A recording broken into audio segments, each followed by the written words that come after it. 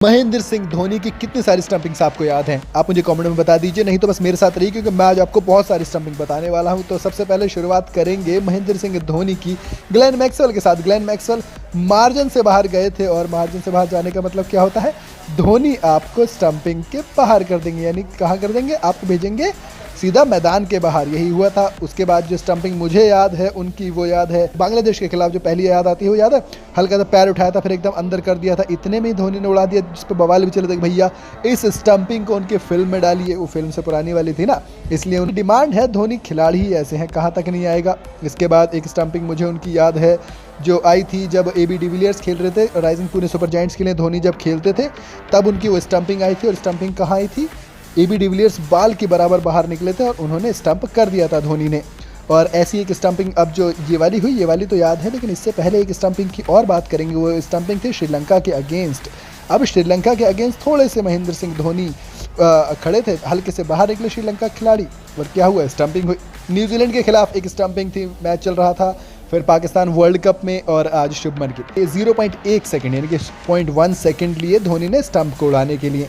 अब जब धोनी इतनी तगड़ी स्टंपिंग करते हैं तो दिग्गज तो खैर दिग्गज के यार दुनिया ही एकदम सिर्फ पागल हो जाती है। तो वही हो रहा था आज भी दुनिया के फिर ट्वीट्स आए, रॉबिन उथप्पा से लेकर मतलब जितने भी बड़े बड़े दिग्गज हैं सब ने ट्वीट कर डाला। बस शुरुआत करूंगा टॉम मूडी से। टॉम मूडी जो कि SRH के कोच हुआ करते थे, उन्होंने कहा कि भैया स्पीड, लाइटनिंग स्पीड से धोनी पीछे खड़े हैं स्टंप के, तो फिर गिल का जाना तय ही था। बद्रीनाथ ने कहा still the best wicket keeper in town. Yusuf Pathan ने कहा लाइटनिंग बोल्ट है स्टंप के पीछे। MS धोनी ने शुभमन गिल को पकड़ा, बस थोड़े से विकेट क्रीज से शॉर्ट रह गए। संजय मांजरेकर ने कहा बेस्ट ब्रिलियंट धोनी स्टंपिंग जो कि उन्होंने अब तक देखी है।